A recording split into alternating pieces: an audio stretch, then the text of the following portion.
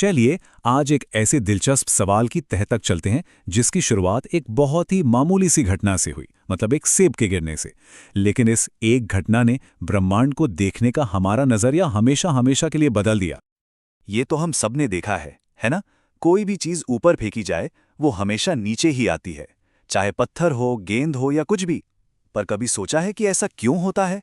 हमेशा नीचे ही क्यों? असल में ये एक ऐसा नियम है जो हर जगह हर चीज पर लागू होता है। कोई भी चीज ऊपर फेंकी जाए वो एक ऊंचाई तक जाएगी और फिर वापस नीचे आ गिरेगी। ऐसा लगता है जैसे पृथ्वी हर चीज को अपने सेंटर की ओर खींच रही हो। और ये जो रहस्यमय खिंचाव है ना, ये सिर्फ छोटी मोटी चीजों तक ही सीमित नहीं है।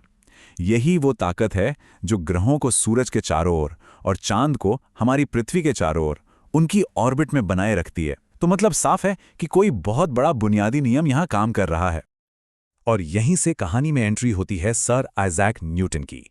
एक मशहूर किस्सा है कि कैसे एक बहुत ही आम सी दिखने वाली घटना ने उनकी सोच को एक बिल्कुल नई दिशा दे दी।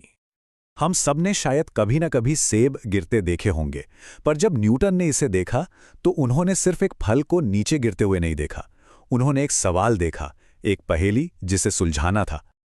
और सवाल भी क्या थे? न्यूटन ने सोचा, अच्छा, जो ताकत इस सेब को नीचे खींच रही है, क्या वही ताकत चांद को भी अपनी ऑर्बिट में बनाए हुए हैं? क्या एक जमीन पर होने वाली घटना और एक आसमान में हो रही घटना के पीछे एक ही वजह हो सकती है? सोचिए तो, कितनी बड़ी छलांग थी ये। एक मामूली से सेब के गिरने को सीधा चांद की गति से जोड़ देना। बस यहीं पर गुरुत्वाकर्षण के उस सार्वभौमिक नियम की नींव रखी गई जिसे हम आज जानते हैं। न्यूटन का जीनियस इसी आइडिया में था। उन्होंने ये समझा कि चांद भी असल में लगातार पृथ्वी की ओर गिर रहा है। बस उसकी साइड की स्पीड इतनी ज्यादा है कि वो कभी जमीन से टकराता नहीं, बल्कि उसके चारों ओर घूमता रहता है। तो इसका मतलब क्या हुआ?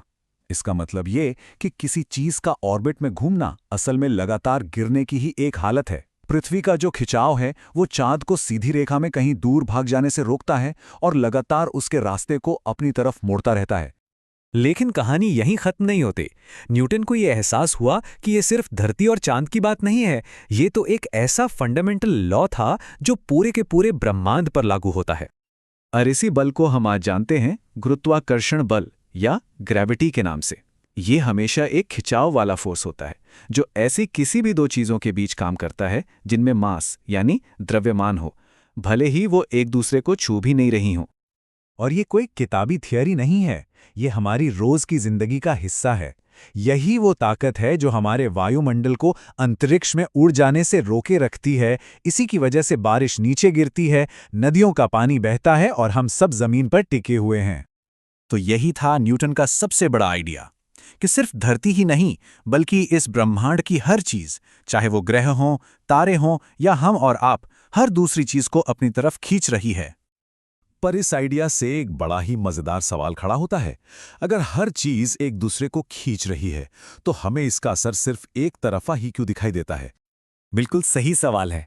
न्यूटन का तीसरा नियम कहता है कि हर एक्शन का एक बराबर और उल्टा रिएक्शन होता है।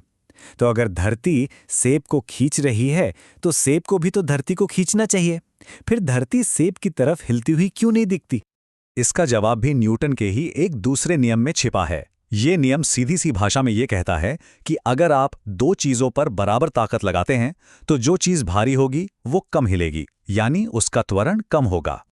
इसे ऐसे समझिए, सेब और धरती दोनों एक दूसरे पर बिल्कुल बराबर जोर लगाते हैं, लेकिन सेब का मास बहुत बहुत कम है, इसलिए वो तेजी से धरती की ओर खिंच जाता है। वहीं धरती का मास इतना ज्यादा है, इतना विशाल है कि सेब के खिंचाव से उसमें जो हरकत होती है वो इतनी मामूली है कि इसे मापना तो छोड़िए, महसूस करना भी नामुमकिन है।